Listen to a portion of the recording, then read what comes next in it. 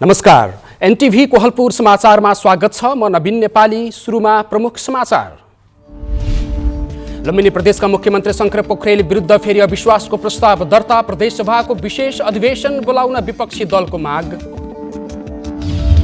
Corona विरुद्धको 1.5 करोड मात्रा खोप खरिद गर्ने सरकारको तयारी। चैत्रसम्म सबै नागरिकलाई खोपको पहुँचमा पुर्याउने लक्ष्य। जुम्लाको विमानस्थलको स्तरोन्नति हुन नसक्दा जहाज अवतरणमा समस्या। स्तरोन्नतिको लागि बनाइएको डिपिआर पनि अलपत्र। अफगानका विभिन्न शहरमा तालिबान समूहको लगातार आक्रमण। विदेशी सेना फर्किने भएपछि ग्रामीण क्षेत्रमा कब्जा जमाउने प्रयास। र नेपाली क्रिकेट टोलीका पूर्व कप्तान पारस खड्काद्वारा अन्तर्राष्ट्रिय क्रिकेटबाट सन्यास। खड्काको कार्यकाल अहिलेसम्मकै सफल भएको चर्चा। समाचार अब विस्तारमा। लुम्बिनी प्रदेशका मुख्यमन्त्री शंकर पोखरेल विरुद्ध अविश्वासको प्रस्ताव दर्ता भएको छ। विपक्षी नेपाली कांग्रेस, नेकपा माओवादी केन्द्र, जनता समाजवादी पार्टी र राष्ट्रिय जनमोर्चाका सांसदले आज दिउँसो प्रदेशसभा सचिवालयमा अविश्वासको प्रस्ताव दर्ता गराएका हुन्। 34 जना प्रदेशसभा सदस्यको हस्ताक्षर सहित बुझाइएको अविश्वास प्रस्तावमा नेकपा माओवादी केन्द्रका कुलप्रसाद केसीलाई नयाँ मुख्यमन्त्री प्रस्ताव गरिएको छ।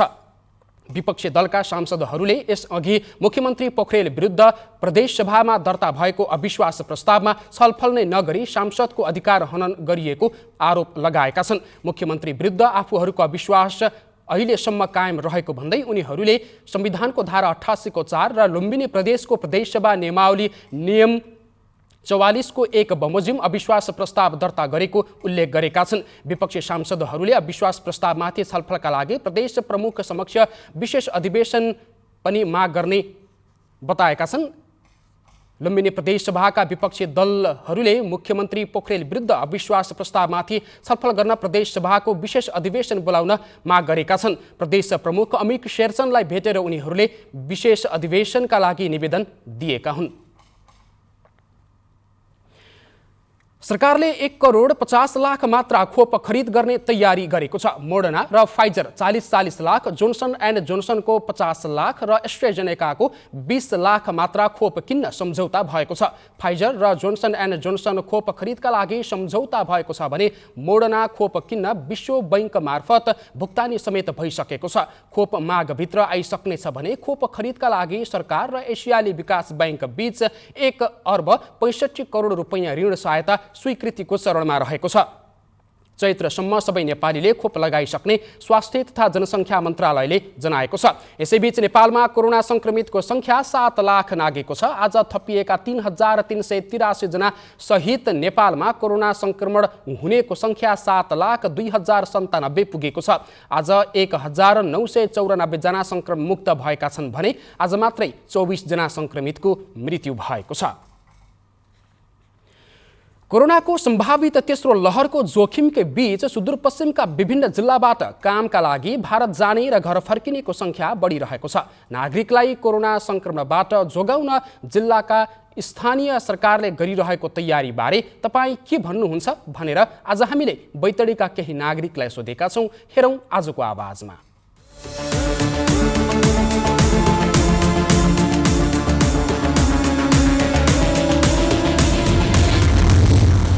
जनताले स्वास्थ्य मापदण्ड पनि राम्ररी नगर्ने, विभिन्न सभा मिटिङ यो भोज भतेरमा पनि बिना मापदण्ड उपस्थित हुँदाखेरि जनताबाट पनि त्यही भइरहेछ। और स्वास्थ्य मन्त्रालयबाट पनि कुनै ठोस कदम चालिएको देखिँदैन। तरले केही पनि तयारी गरेका छैन, किनभने अहिलेको यो दोस्रो चरणको पनि यसले केही तयारी गरेका छैन। किनभने व्यापारीहरूले बजार खोलिरहेका छन् होइन। यिनीहरूको 15-15 दिनमा कमसेकम एक महिनामा 15 दिनमा नभए एक महिना पनि कमसेकम के अरे यो PCR चेक गर्नुपर्ने होइन। उहाँहरूको त्यस्तो व्यवस्था पनि छैन। फेरि यो मदिरा सेवनले गर्दा जथाभावी लथालिङ्ग भएको छ होइन यो नगरपालिका चाहिँ। अनि स्थानीय तहलाई केही मतलब पनि छैन, उसले के चासो पनि देखाएको छैन यसको बारेमा। झन् यो कोरोनाको लागि लागि त अहिले त झन् यो इन्डिया जानेहरूले गर्दा यो महाकाली नजिक ट्युब तरेर जानेहरूले गर्दा पनि यो कोरोना नेपालबाट इन्डिया जाने इन्डियाबाट नेपाल आउने बढेको हुनाले स्थानीय तहले केही न केही यसको लागि गर्नुपर्छ। स्थानीय तहहरूले चाहिँ अब यो तेस्रो चरणको कोभिडको तेस्रो चरणको लागि केही पनि तयारी गरेको छैन जस्तो लाग्छ होइन, किनभने दोस्रो चरण पनि हाम्रो राम्ररी चाहिँ अब न्यूनीकरण भएको छैन भनौँ न, अझै पनि दोस्रो चरणहरू अब ठाउँमा चाहिँ अब कोभिडहरू बढ्दै गइरहेको छ भने चाहिँ त्यसलाई व्यवस्थापन भएको छैन। अब त्यो सुईहरू सबैले पाएको छैनन् होइन, अब क्वारेन्टाइनहरू अब आइसोलेसनहरू जस्ता कुराहरू सबै हराएर गइसक्यो, अहिले दोस्रो चरणमै गइसक्यो भने चाहिँ तेस्रो चरणको लागि त अब तयारी केही पनि गरेको छैन जस्तो लाग्छ मलाई। तर यसको लागि चाहिँ अब धेरै तयारी गर्नुपर्ने हो, किनकि हामीले चाहिँ पहिले पनि धेरै भोगिसकेका छौँ दोस्रो चरणमा भने चाहिँ तेस्रो चरणको लागि अझै सावधान हुनुपर्ने ठाउँमा त्यस्तो सावधानहरू भइया छैन।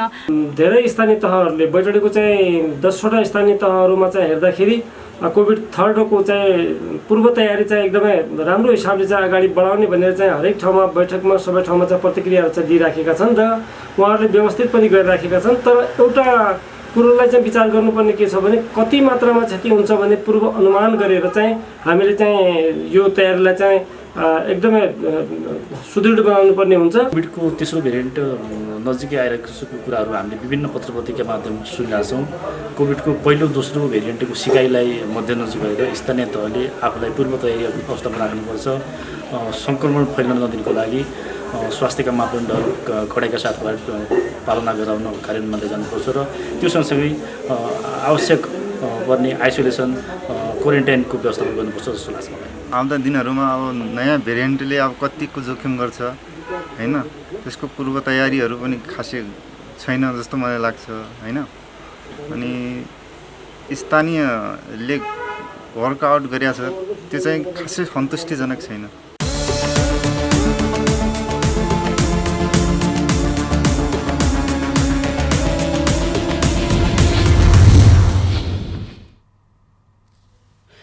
आयुर्वेद चिकित्साप्रति खासै वास्ता नगर्ने नागरिकको भिड बढेपछि प्रदेश आयुर्वेद औषधालय सुर्खेतलाई सेवा दिन भ्याइ नभ्याइ भएको छ। आयुर्वेद पद्धतिमा महत्त्वपूर्ण उपचार विधि मानिने स्टिम बाथ र कोरोना महामारीको बीचमा प्रभावकारी उपचार गरेपछि औषधालयमा सेवाग्राहीको सङ्ख्या दोब्बरले बढेको छ। वीरेन्द्रनगरमा रहेको प्रदेश आयुर्वेद औषधालयमा पछिल्लो 3 वर्षमा सेवा लिने सेवाग्राहीहरूको सङ्ख्यामा वृद्धि भएको छ। औषधालयले भौतिक संरचनाको विकास र जनशक्ति व्यवस्थापन गरेपछि सेवा लिनेहरूको सङ्ख्यामा वृद्धि भएको हो। स्टिम बाथ, पाइल्स पीडितलाई छारसूत्र विधिबाट उपचार, ल्याब र भिडियो एक्सरे सेवा थप गरेपछि सेवाग्राहीको सङ्ख्यामा बढोत्तरी भइरहेको छ। सुगर र प्रेसरका बिरामीहरूलाई आयुर्वेद औषधि प्रभावकारी देखिएको र कम खर्चमा उपचार गर्न सकिने भएकाले सेवा लिन आएको औषधालय पुग्ने सेवाग्राहीहरू बताउँछन्। बुढापाका मान्छेहरू ढाड दुख्ने अरू गर्ने सब सन्चो हुँदै आइरहेको छ, फेरि पैसा पनि कम लाग्ने। आयुर्वेदीबाट अस्पताल खाने भने 8-10 हजार औषधि लिएर पनि काम गर्दैन। आयुर्वेदले काम गरिरहेको बुढापाका मान्छेहरू विश्वास मान्छु म पनि आयुर्वेद अलिक जान्ने भयो हुनाले जडीबुटीको विश्वास मान्छु बढी मैले। भरोसा त अब कुनै हिसाबले अस्पतालले सकेन भने आयुर्वेदले सक्छ।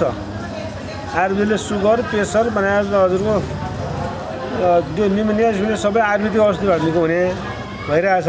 यो कोरोना पनि हामीले लोगु रहेछ, कोरोना पनि निमोनिया जस्तो रहेछ। निमोनिया औषधि बढी खाएपछि, सासको औषधि बढी खाएपछि अनि त्यो आयुर्वेदिक खाएपछि कोरोना पनि ठिक गर्यो। आयुर्वेदिक गरेर सन्चो भयो भने कोरोना पनि लाग्यो मलाई। आयुर्वेदिक औषधि गर्यो, अस्पताल औषधि गर्न सकेन, त्यही भएर मलाई विश्वास लागेर यहाँ आएको। औषधालयबाट आर्थिक वर्ष 2075-76 मा 22,090, 2076-77 मा 28,355 र गएको आर्थिक वर्षमा 34,273 जनाले सेवा लिएका छन्। उपचारपछि औषधालयमा उपलब्ध नहुने औषधिहरू कार्यालय परिसरबाटै उपलब्ध गराउन आयुर्वेद फार्मेसी र स्वास्थ्य बिमामा आबद्ध गराएर सरल र सहज उपचार प्रदान गर्ने नीति लिएको छ। शिरोधारा र स्टिम बाथको महत्त्वपूर्ण चाहिँ जानकारी भयो र यसको लागि सेवा प्रवाहको निम्ति भएको भौतिक हाम्रो सामग्रीहरू अहिले जीर्ण अवस्थामा थिए। तत्कालै हाम्रा 2जना कर्मचारी काठमाडौँ गएर अनि नयाँ स्टिम बाथ लिएर आउनुभयो। त्यसले चाहिँ सेवामा हामी प्रतिदिन सेवाग्राहीको सङ्ख्या बढ्दो क्रममा छ। यो प्रदेशमै कुनै पनि उद्योग औषधि उद्योग नभएको अवस्थामा हाम्रो फार्मेसी हाम्रो आयुर्वेदकै अन्तर्गतबाट 9 थरीको हामीले औषधि आफै उत्पादन गरेर प्रदेश अन्तर्गत सबै जिल्लाहरूमा आयुर्वेद संस्थाहरूमा हामीले आपूर्ति गर्यौँ। कार्यालय परिसरमा 18 करोड 32 लाखमा 15 शय्याको अस्पताल र 3 करोड 33 लाखमा औषधि निर्माण प्रयोगशाला भवनको काम जारी छ। आयुर्वेद औषधालयको विकास समितिले आम्दानी समेत बढाएको छ। पछिल्ला 3 वर्षमा औषधालयले 48,84,093 रुपैयाँ आम्दानी गरेको छ।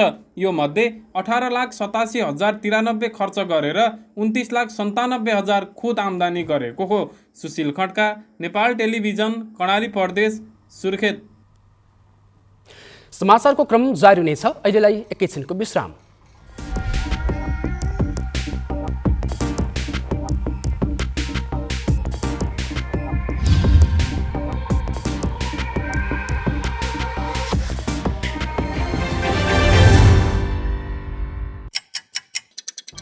हर घड़ी हर प्रहर, प्रत्येक गाउँ प्रत्येक सहर, के निकट के विकट, हरेक स्थितिमा हरेक परिस्थितिमा नीति, विधि र प्रतिनिधिका कुरा, प्रकृति, संस्कृति र प्रविधिका कुरा, हाम्रो समाचार, तथ्य, सूचना, निष्पक्ष विचार, हाम्रो अभिभारा, तपाईको सूचनाको अधिकार।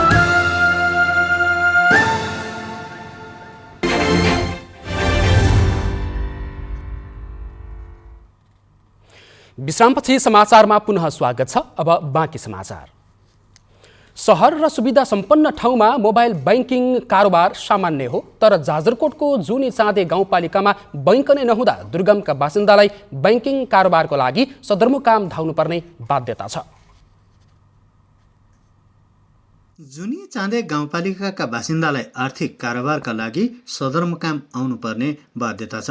गाउँपालिकामा बैंक नहुँदा स्थानीयलाई नयाँ व्यवस्थामा पनि पुरानै बाध्यता बेहोर्नु परेको हो। गाउँमा स्थानीय सरकार सञ्चालन भएको 4 वर्ष बितिसक्यो, तर जुनी चाँदे गाउँपालिकामा बैंक सञ्चालन भने हुन सकेको छैन। बैंक नहुँदा 2000 भाडा तिरेर स्थानीयलाई आर्थिक कारोबारका लागि सदरमुकाम खलङ्गा धाउनु परेको छ। सामाजिक सुरक्षा भत्तादेखि सबै बैंकिङ कारोबार गर्न सदरमुकाम आउनु पर्दा ज्येष्ठ नागरिक, महिला र बालबालिकालाई कष्ट हुने गरेको स्थानीय कमला साई बताउनुहुन्छ। बैंक नभएर अनि यो जिल्लामा पुग्नुपर्ने भएको छ। यही जिल्लामा पुग्दा पनि आज 13 दिन भयो। बैंकमा पैसा नभएर आमा मात्रै होइन, मसँग आएको 30-32 जनाको टोली यहीँ 11-12 दिन यतै बसिरहेको।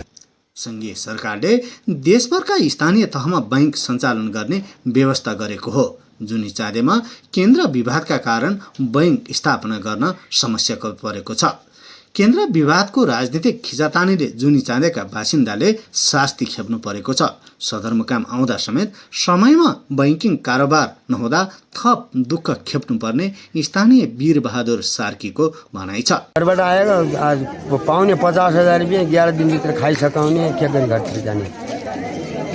बैंकिङ सुविधाको अभावमा लामो समयदेखि जुनी चाँदेमा आर्थिक कारोबार प्रभावित भएको छ।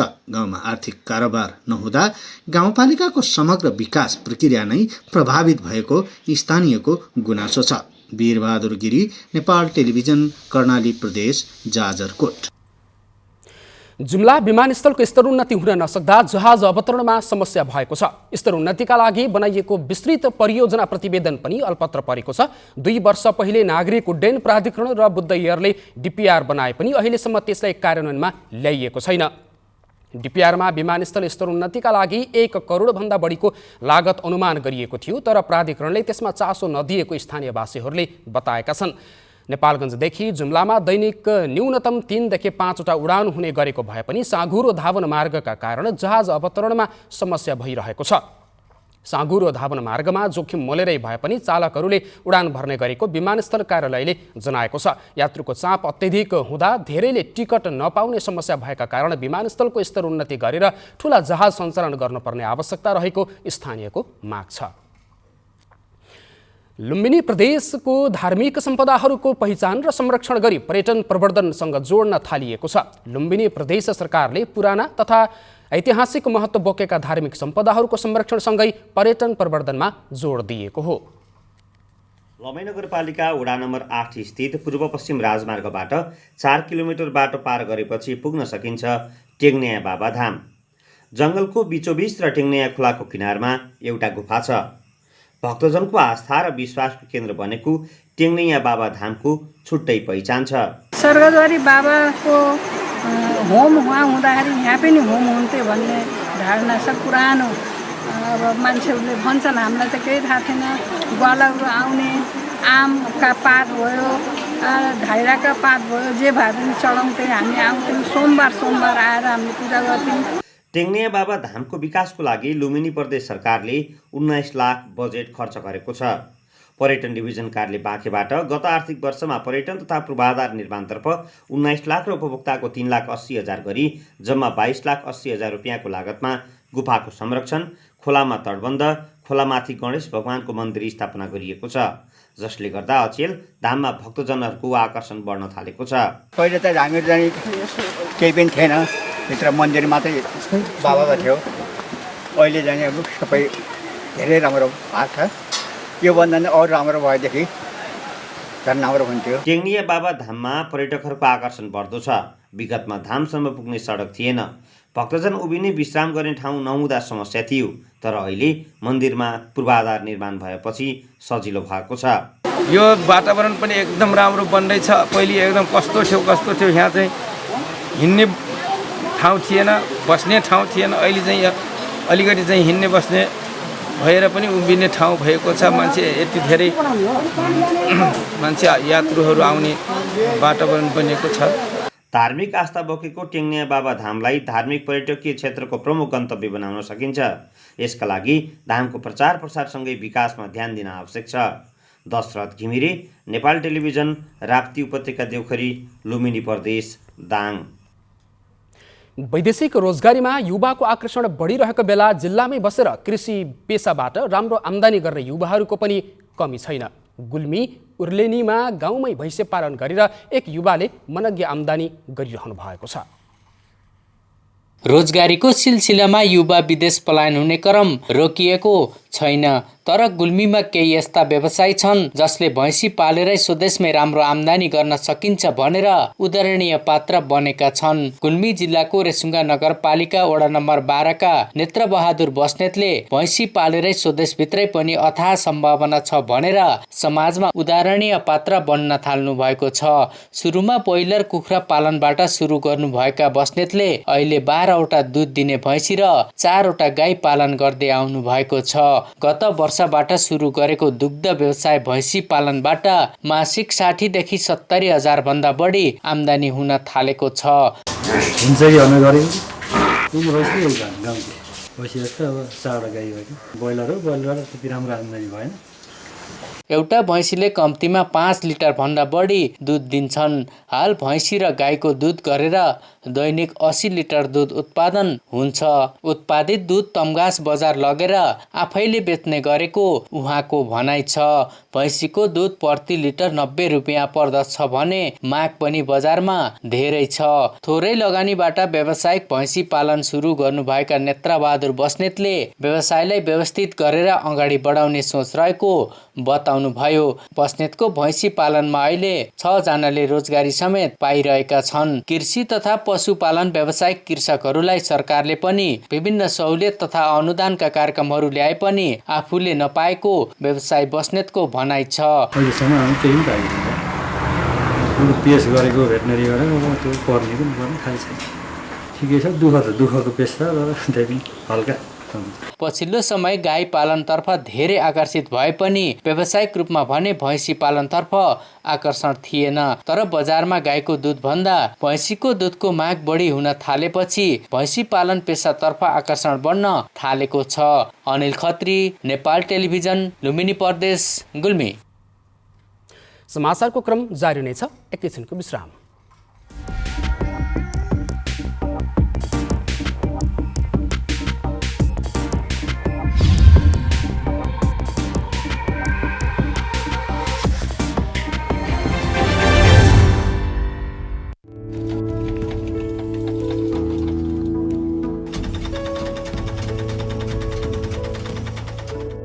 नमस्कार, म फुलङ्गी चिडिमार अति सीमान्तकृत समुदाय सहकर्मी समाजको रेल परियोजना मार्फत समूहमा सङ्गठित भएर स्थानीय सरकारसँग अधिकारको निमित्त आवाज उठाउँदा जीविकोपार्जनका लागि आवास, खाद्यान्न, मल, बिउ, सिँचाइ तथा प्राविधिक सहयोग पाइने रहेछ। नमस्कार, म शोभाराम माहौत अति सीमाकृत समुदाय।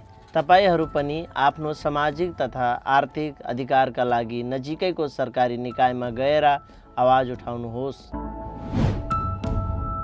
रियल परियोजनाको अभियान सीमान्तकृत समुदायको उत्थान।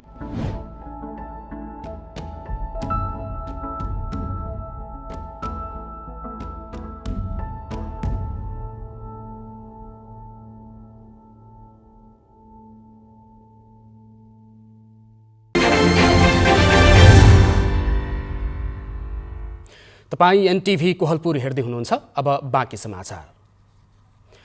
मध्यपश्चिम विश्वविद्यालयका सम्पूर्ण परीक्षा पुनः एक साताका लागि स्थगित गरिएको छ। साउन 12 गतेदेखि सञ्चालन गर्ने भनिएका विभिन्न संकायका परीक्षा विश्वविद्यालयले सूचना जारी गर्दै एक साताका लागि स्थगित गरेको थियो। परीक्षा व्यवस्थापन कार्यालयले आज अर्को सूचना जारी गरी पुनः एक साताका लागि परीक्षा स्थगित गरिएको जनाएको छ। परीक्षा व्यवस्थापन कार्यालयको 11 गतेको सूचना अनुसार एक हप्ता पछाडि सारिएको परीक्षा निर्धारित समयमा सम्पन्न गर्न तत्पर रहँदै पनि असामान्य परिस्थितिका कारण पूर्व निर्धारित परीक्षाका कार्यक्रम पुनः एक साताका लागि सारिएको परीक्षा व्यवस्थापन सहप्रमुख नरेन्द्र प्रकाश साउदद्वारा जारी विज्ञप्तिमा उल्लेख गरिएको छ। विश्वविद्यालयले 12 गतेदेखि विज्ञान तथा प्रविधि संकायको स्नातक तह र 13 गतेदेखि स्नातकोत्तर तहको परीक्षा भौतिक उपस्थितिमा लिने जनाएको थियो। आन्दोलनरत संयुक्त विद्यार्थी संगठनले भने अनलाइन माध्यमबाट पढाइ भएकाले अनलाइन माध्यमबाटै परीक्षा लिनुपर्ने लगायतका 19 बुँदै माग राख्दै आएको छ। बाजुराको सोमकार्तिक खापर गाउँपालिका एक मुक्तिकोट गाउँका 216 घर परिवारलाई खाद्यान्न सहयोग गरिएको छ। मुक्तिकोट गाउँमा चरम खाद्यान्न सङ्कटको मारमा परेको समाचार नेपाल टेलिभिजनबाट प्रसारण भएपछि सहयोग गरिएको हो। एक महिना अगाडि सबैभन्दा बढी खाद्य सङ्कटको मार खेपिरहेका 62 परिवारलाई खाद्यान्न सहयोग गरिएको थियो। दोस्रो चरणमा अहिले 216 परिवारलाई खाद्यान्न सहयोग गरेको गाउँपालिकाका उपाध्यक्ष मिमा बुढाले बताउनु भएको छ। प्रत्येक परिवारलाई चामल, दाल, नुन, साबुन, तेल लगायतका सामग्री सहयोग गरेको उहाँले जानकारी दिनुभयो। मुक्तिकोट गाउँमा खडेरीका कारणले कृषि उत्पादन नभएपछि चरम खाद्य सङ्कट भएको गाउँपालिकाले जनाएको छ। खाद्य सङ्कटको मार खेपिरहेका बेला राहत पाउँदा निकै खुसी भएको उनीहरूले बताएका छन्। अब अन्तर्राष्ट्रिय समाचार।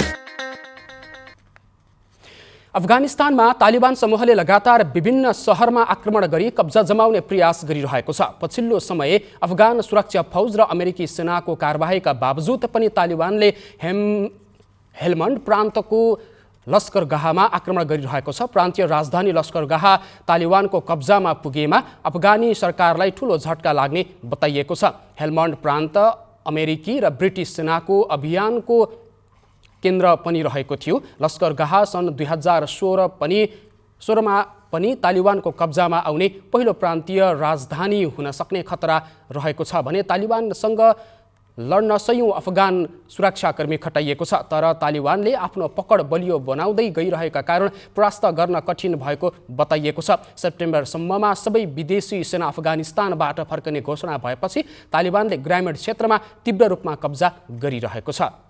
अब आर्थिक समाचार।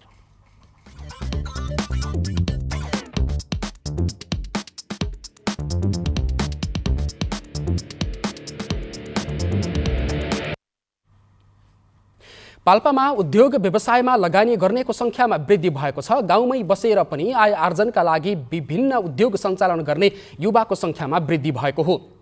पाल्पामा गत आर्थिक वर्षमा 619 उद्योग र 383 वाणिज्य फर्म गरी 102 वटा फार्म दर्ता भएका छन्। घरेलु तथा साना उद्योग कार्यालयका अनुसार दर्ता भएका उद्योग तथा फार्मबाट 65 लाख रुपैयाँ राजस्व सङ्कलन भएको छ। दर्ता भएका उद्योगहरूमध्ये अधिकांश प्राइभेट उद्योग रहेका छन्, जसमध्ये उत्पादनमूलक 51, कृषि तथा वनजन्य 428, पर्यटन र सेवामूलक 70 वटा दर्ता भएको घरेलु तथा साना उद्योग कार्यालय पाल्पाका उद्यम विकास सहजकर्ता मनोज घिमिरेले जानकारी दिनुभएको छ।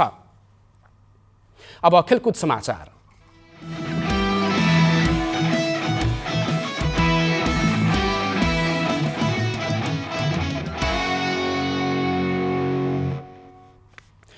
नेपाली क्रिकेट टोलीका पूर्व कप्तान पारस खड्काले अन्तर्राष्ट्रिय क्रिकेटबाट सन्यास लिनुभएको छ। खड्काले सामाजिक सञ्जाल मार्फत अन्तर्राष्ट्रिय क्रिकेटबाट सन्यासको घोषणा गर्नुभएको हो। झन्डै 10 वर्ष नेपाली राष्ट्रिय टोलीको कप्तानी सम्हाल्नुभएका पारसले 2076 असोज 28 गते कप्तानबाट राजीनामा दिनुभएको थियो। पारसले सन् 2004मा मलेसिया विरुद्ध राष्ट्रिय टोलीबाट पहिलो पटक खेल्नुभएको हो। सन् 2009मा विनोद दासलाई प्रतिस्थापन गरी नेपाली टोलीको कप्तानी सम्हाल्नु भएको थियो। उहाँ नेपाली क्रिकेटमा अहिलेसम्मकै सर्वाधिक सफल कप्तान मानिनुहुन्छ। 33 वर्षीय खड्का नेपालका लागि एक दिवसीय अन्तर्राष्ट्रिय र T20 अन्तर्राष्ट्रियमा शतक बनाउने पहिलो खेलाडी हुनुहुन्छ। अब मौसम।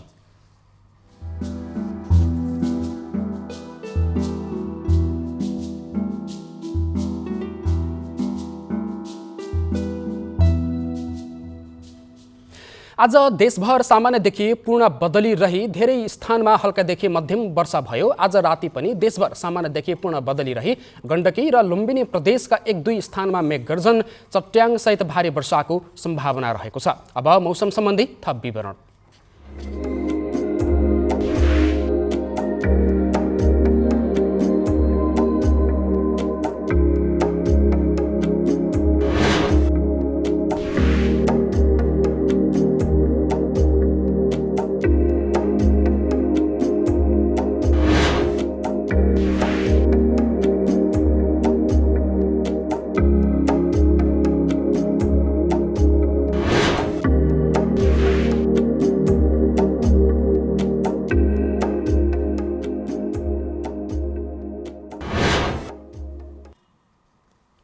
समाचारको अन्त्यमा प्रमुख समाचार पुनः एकपटक। लुम्बिनी प्रदेशका मुख्यमन्त्री शंकर पोखरेल विरुद्ध फेरि अविश्वासको प्रस्ताव दर्ता। प्रदेश सभाको विशेष अधिवेशन बोलाउन विपक्षी दलको माग। कोरोना विरुद्धको 1.5 करोड मात्रा खोप खरिद गर्ने सरकारको तयारी। चैत्रसम्म सबै नागरिकलाई खोपको पहुँचमा पुर्याउने लक्ष्य।